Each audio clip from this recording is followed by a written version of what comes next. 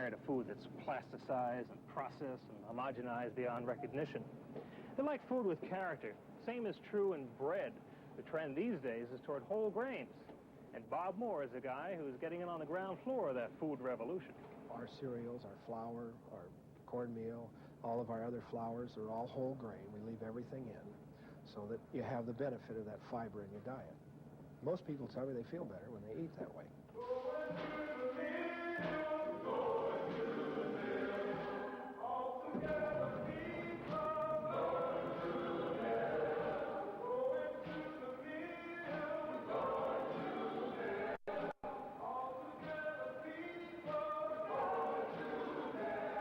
This kind of work never gets to be a grind for Bob Moore.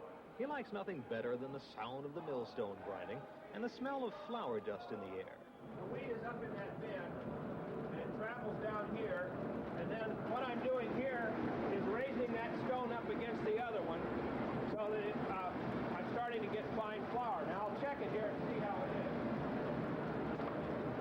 This is soft Oregon wheat. It's grown over in near the Dalles, and this makes some of the best pastry flour in the whole world, this wheat. Part of its appeal is the authentic way in which it's ground. This millstone is 100 years old, but Bob found an even older one in Dufur, Oregon. We were fortunate enough to find that sitting in an old mill building. It closed down in 1933, and this mill is over 100 years old. And we brought it over here about 6 months ago, and we've been working, well, close to 6 months to get that going.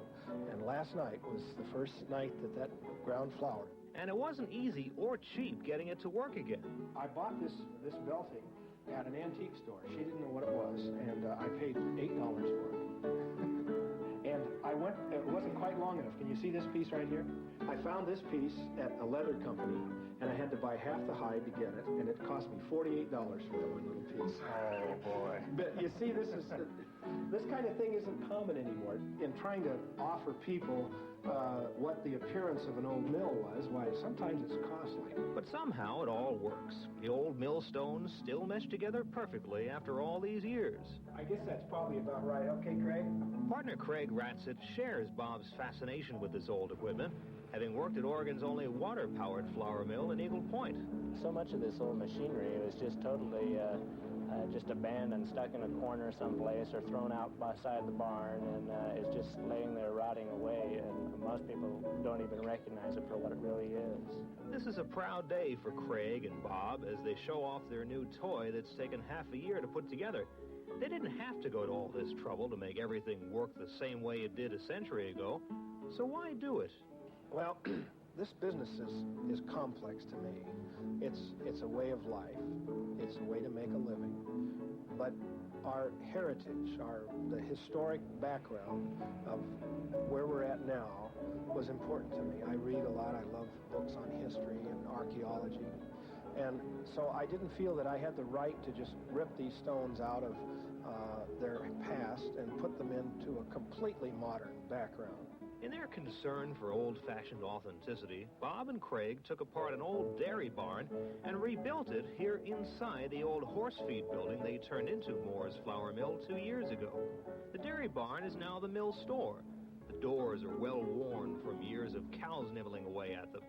Inside the store are all the flours and cereals made here at the mill, as well as other natural food items popular with the mill's customers. The walls are decorated with old flour sacks Bob's collected over the years. It's not a museum. It's a viable business. General Mills, it's not. There's no automation here. All the products are packaged by hand in the back room. They even print their own labels, and everybody pitches in to help. The pace is relaxed as Bob Moore, the man who's forsaken the rat race for the simple satisfaction of grinding his own flour and sharing it with his customers. You're one of the rare guys who can actually say he likes to get up and go to work in the morning, aren't you? I work long hours because I want to, and because I enjoy what I'm doing. That's kind of a nice idea, because most places sure don't grind them like they used to. Maybe that's what more of them need, though. Yeah, I think you and the mill have something in common. What's that? You both turn out a lot of corn. That's true. Well, you'll get your chance coming.